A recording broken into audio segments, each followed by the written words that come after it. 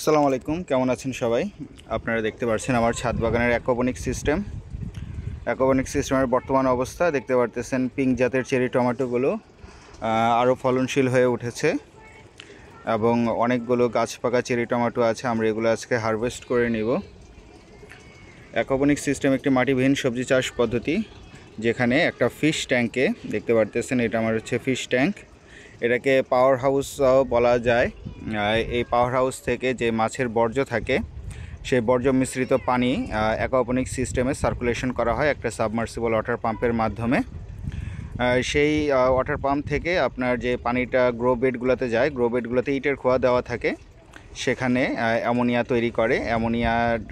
অ্যামোনিয়াটা আপনার ডিনাইট্রিফাইং ব্যাকটেরিয়ার মাধ্যমে এখানে নাইট্রোজেনে কনভার্ট হয়, যার ফলে অ্যাকোপনিক সিস্টেমের গাছগুলো সবসময় পুষ্টি পেয়ে থাকে। এখন যেই ফলটা দেখতে পারতেছেন, এটা মাটিতে লাগানো। এটা হচ্ছে জেব্রা চেরি টমেটো। এটা অনেকে বাংলা লিঙ্ক টমেটোও বলে, কারণ এটা পাকলে লাল সবুজ ডোরা কাটা টমেটোর রং ধারণ করে। খুবই সুন্দর একটা জাত চেরি টমেটোর ভিতরে।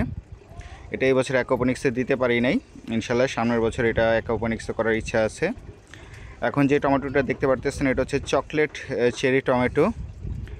খুবই মজার একটা টমেটো এটা এই বছর অনেক বছর ধরে আমার ছাদ বাগানে আছে।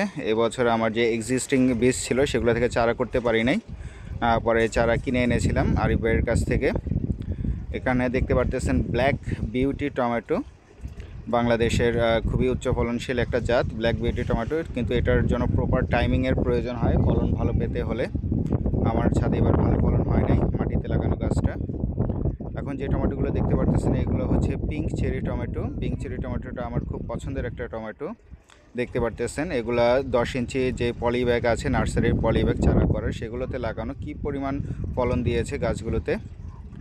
আমরা অ্যাকোপনিক সিস্টেমের এখন বানানা টমেটো যেগুলো দেখতে পারতেছেন, এগুলো হারভেস্ট করে নিচ্ছি। অ্যাকোপনিক সিস্টেমের বানানা টমেটোটা এবছর খুবই ভালো ফলন দিয়েছে এবং আপনাদের জন্য সবগুলো পাকা টমেটো থেকে বীজ সংগ্রহ করার কাজ চলতেছে। ইনশাল্লাহ সব জাতের বীজ সংগ্রহ করা হলে আমার পেজে আর ইউটিউব চ্যানেলে পোস্ট পাবেন। যাদের বীজ প্রয়োজন স্বল্প মূল্যে এই বীজগুলো সংগ্রহ করে রাখতে পারবেন।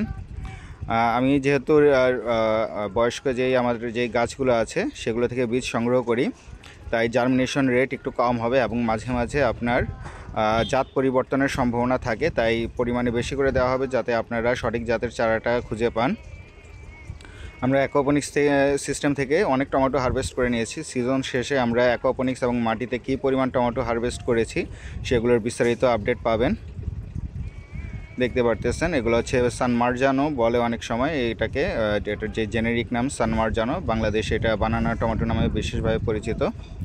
তো এই হচ্ছে আজকের আমাদের ছাদ বাজার। আমরা অ্যাকোপনিক্স সিস্টেম থেকে প্রায় 1600 গ্রাম 1 কেজি 600 গ্রামের মতন টমেটো হারভেস্ট করে নিয়েছি, আর সাথে বাগানের বেগুন গাছ থেকে বেগুন তুলে নিয়েছি। আর এগুলো দেখতে পারতেছেন, এগুলো হচ্ছে মাটিতে লাগানো গাছগুলো থেকে টমেটো হারভেস্ট করা হয়েছে। এই যে বাংলা লিঙ্ক টমেটো যেটা বলেছিলাম আপনাদেরকে, এটা হচ্ছে ব্ল্যাক টমেটো। এখানে এটা হচ্ছে ব্ল্যাক চেরি টমেটো আর পিঙ্ক জাতের টমেটো, এগুলো সবই হারভেস্ট করে নিয়েছি। তো আজকের ভিডিও এই পর্যন্তই। সবাইকে অসংখ্য ধন্যবাদ। আসসালামু আলাইকুম, খোদা হাফেজ।